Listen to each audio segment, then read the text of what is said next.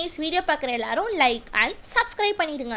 So இன்றைக்கி dinner என்னன்னு கேட்டிங்கன்னா நம்ம ஒரு கறி தோசை தாங்க. ஸோ அதுக்கான ப்ராசஸ் பார்க்கலாம் வாங்க. ஸோ மம்மி கடையிலேருந்து வாங்கிட்டு வரும்போதே மட்டன் நல்லா மசிச்சு தான் வாங்கிட்டு வந்தாங்க.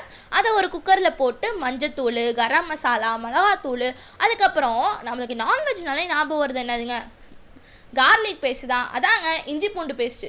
அதை ஒரு ஸ்பூன் போட்டுட்டு கல்லுப்பு தேவையான அளவு போட்டு அதுக்கப்புறம் தண்ணி ஊற்றி நல்லா பிசைஞ்சு மம்மி அதை தனியாக வச்சுக்கிட்டாங்க. சரி இது வேகட்டும் அப்படின்றதுக்காக. இந்த பக்கம் பார்த்தா மம்மி ஒரு பேன் எடுத்துட்டாங்க.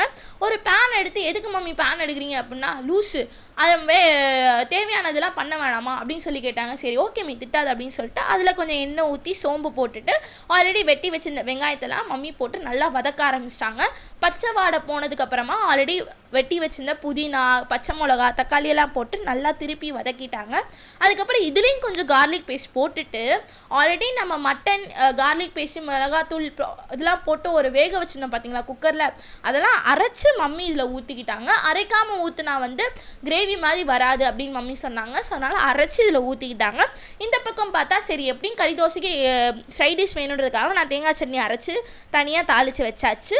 ஸோ இங்கிட்டு கிரேவி வதங்கிட்டே தான் இருக்கும். ஸோ அதில் வந்து நான் டேஸ்ட் பண்ணி பார்க்கும்போது உரப்பு இல்லை. ஸோ மம்மி கொஞ்சம் உரப்புக்காக கிரேவி தூள் போட்டாங்க, மட்டன் கிரேவி தூள். ஸோ அதை போட்டு நல்லா அதையும் கிண்டி விட்டுட்டாங்க. கிண்டி விட்டுட்டு கொஞ்ச நேரம் அது வேகட்டும் அப்படின்னு சொல்லி பக்கத்து ஸ்டவ்வுக்கு மாற்றிட்டாங்க கைஸ். ஸோ அதுக்கப்புறம் இங்கிட்ட கறி தோசைக்கு முட்டையும் தேவைன்றதுக்காக நான் 2 முட்டையை போட்டு உடச்சி ஊற்றி நல்லா கிண்டிகிட்டே இருந்தேன். கிண்டிட்டதுக்கப்புறம் நல்லா ஒரு எல்லோயிஷ் கலரில் வந்துச்சு. செம்மையாக இருந்துச்சு பார்க்கவே. ஸோ மம்மி அங்கிட்டு தோசையை பொறுமையாக அந்த கல்லில் பொறுமையாக பெருசாக சுட்டுட்டு இருந்தாங்க.